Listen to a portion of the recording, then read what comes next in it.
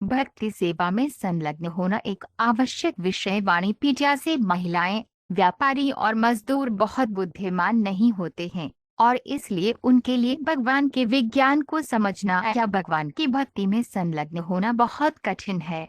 वे अधिक भौतिकवादी हैं और उनसे किरात, खून, आंध्र, पुलिंद, पुलक्ष, आभीर, कंक, यवन, खास आदि कमतर हैं, लेकिन उन सभी का उद्धार हो सकता है यदि वे ठीक से भक्ति सेवा में लगे हों। भगवान भगवान की सेवा में संलग्न होने से निर्धारित अयोग्यताएं दूर हो जाती हैं और शुद्ध आत्मा के रूप में वे भगवान के राज्य में प्रवेश करने के योग्य बन जाते हैं। श्रील प्रभुपाद की पुस्तकें, व्याख्यान, वार्तालाप और पत्र इस आवश्यक विषय की व्यापक प्रस्तुति प्रदान करते हैं, जैसा कि भक्ति सेवा श्रेणी में वाणिकोट संगेजिंग में देखा गया है। उनकी पुस्तकों का एक परिचय निम्नलिखित 8 उद्धरणों में दिया गया है। श्रील प्रभुपाद की पुस्तकों से उद्धरण एक को गोष्ठी आनंदी कहा जाता है और दूसरे को भजनानंदी कहा जाता है।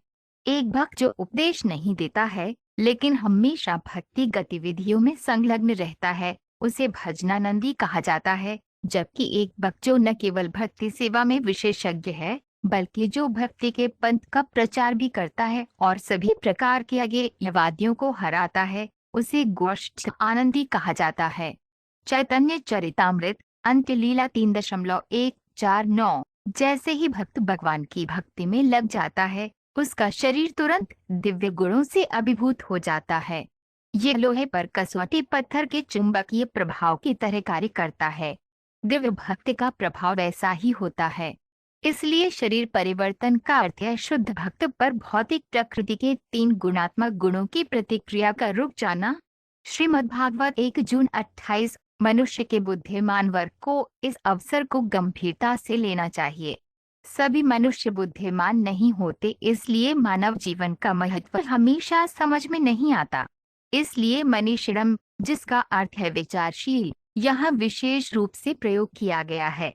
इसलिए महाराज परीक्षित जैसे मनीषी नाम व्यक्ति को भगवान कृष्ण के कमल चरणों में जाना चाहिए और पूरी तरह से भगवान के पवित्र नाम और लीलाओं की भक्ति सेवा, श्रवण, जप आदि में संलग्न होना चाहिए, जो सभी हरि कथामृत हैं। श्रीमद्भागवत 2.3.1। भगवान की भक्ति में लगे किसी भी व्यक्ति को भक्त के रूप में जाना जाता है, लेकिन शुद्ध भक्तों और मिश्रित भक्तों के बीच अंतर होता है। एक मिश्रित भक्त पूर्णानंद और ज्ञान के साथ भगवान के पारलौकिक निवास में शाश्वत रूप से लगे रहने के आध्यात्मिक लाभ के लिए भक्ति सेवा में संलग्न होता है।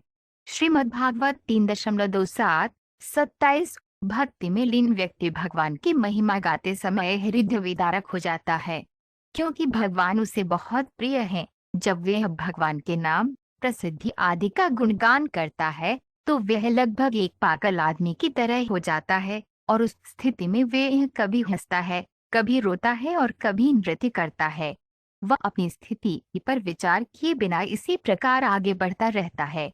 भगवान चैतन्य की शिक्षा, अध्याय 13। राजा भरत, जिनके नाम पर भारत को भारतवर्ष कहा जाता है, भी एक शुद्ध भक्त थे और उन्होंने कम उम्र में ही अपना गृहस्थ जीवन, अपनी समर्पित सुंदर पत्नी, अपने बेटे, दोस्तों और राज्य को ऐसे त्याग दिया जैसे कि वे मल हों। ये उस व्यक्ति के लिए विशिष्ट हैं जिसने भक्तिमय सेवा में भाव विकसित किया है। ऐसा व्यक्ति स्वयं को सबसे अभागा समझता है और उसकी एकमात्र संतुष्टि यह सोचकर होती है कि किसी न किसी दिन कृष्ण इतने दयालु होंगे कि उसे भक्ति सेवा में संलग्न करके उस पर कृपा करेंगे।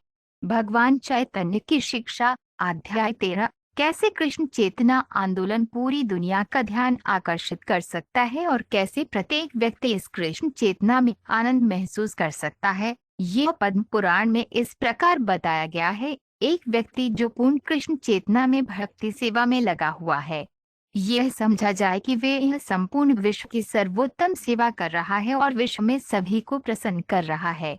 मानव समाज के अलावा वह पेड़ों और जानवरों को भी प्रसन्न कर रहा है, क्योंकि वे भी इस तरह के आंदोलन से आकर्षित होते हैं। भक्ति का अमृत। एक नास्तिक सोचते हैं कि भक्त मूर्खतापूर्वक पत्थर की मूर्ति को भगवान और एक साधारण व्यक्ति को गुरुवार मानकर पूजा करते हैं। हालांकि तथ्य यह है कि कृष्ण की सर्वशक्तिमानता की कृपा से देवता की तथाकथित पत्थर की मूर्ति सीधे भगवान का परम व्यक्तित्व है और आध्यात्मिक गुरुवार का शरीर सीधे आध्यात्मिक है। एक शुद्ध भक्त जो शुद्ध भक्ति सेवा में लगा हुआ है, उसे दिव्य स्तर पर स्थित समझा जाना चाहिए। श्रीमद्भागवत 8.3.2